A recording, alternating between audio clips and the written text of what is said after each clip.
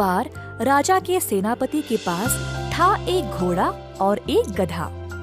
घोड़े का इस्तेमाल वह जंग में करते थे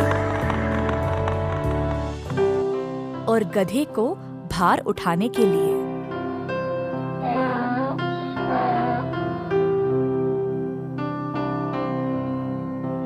सेनापति घोड़े की अच्छी देखरेख करते थे, परंतु गधे को उतना ध्यान नहीं देते। अनाज और हरी घास घोड़े को खिलाते और गधे के लिए केवल सूखा भूसा। अगर घोड़े की सेहत बिगड़ जाती तो पड़ोसी राज्यों से चिकित्सकों को बुलाया करते थे, परंतु अगर गधे को कुछ भी होता तो उसकी ओर देखते भी नहीं, क्योंकि सेनापति घोड़े को इतना भाव देते थे। घोड़ा घमंडी बन गया और गधे को नीची नजर से देखने लगा।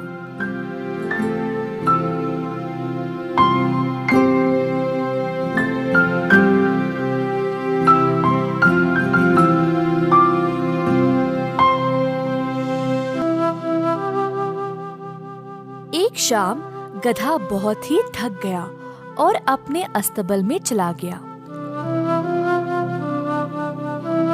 घोड़ा बोला, क्या मजदूरी वाला जीवन है तुम्हारा?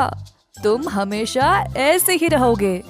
गधे ने घोड़े की बातों को ध्यान ना देने की कोशिश की, परंतु घोड़ा ताने देता ही रहा। हम दोनों का जीवन अगर मैं तोलूं तो तुमसे ज्यादा अच्छा काम मैं ही करता हूँ। सेनापति जी मेरा कितना अच्छा ध्यान रखते हैं और तुमको तो देखते भी नहीं। थका हुआ गधा बस चुपचाप घोड़े की बातें सुन रहा था। अगली शाम रोज की तरह गधा फिर से अपने अस्तबल में आ बैठा। घोड़ा फिर से ताने देना शुरू किया। आज मैं सेनापति जी के साथ महाराज के खेल के मैदान पर गया। तुमने क्या किया? मैं वन में गया और लकड़ी वापस ले आया।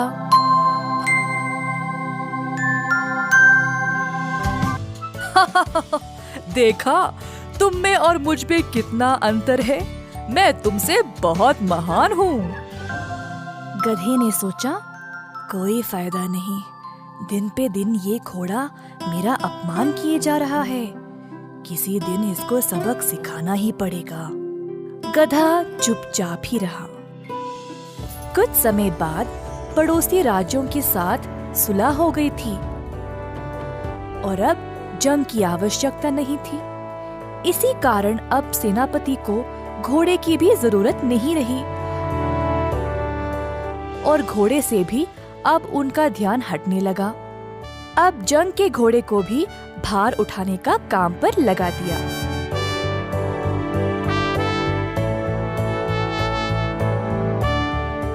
घोड़े को भार उठाने की आदत नहीं थी, तो वो धीरे चलता था और बार बार भोरियों को गिरा देता।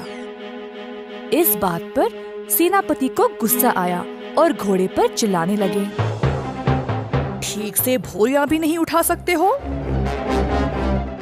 पूरा रास्ता सेनापति घोड़े को कोसता ही रहा। जब घोड़ा अस्तबल पहुंच गया, तब गधे ने कहा, देखा, मेरा काम करना तुम्हारे लिए कितना कठिन था। गधे की बात सुनकर घोड़े को अपनी गलती का एहसास हुआ। मुझे क्षमा कर दो दोस्त, मुझे अनुभव था ही नहीं तुम कितने मेहनती हो। मैं घमंडी बन गया और तुम्हारा मजाक उड़ाया। सच में मैंने बहुत गलत किया। तुम अपने काम में महान हो और मैं अपने में। सही समय ही बताता है कि कौन किस काम के लिए उचित है।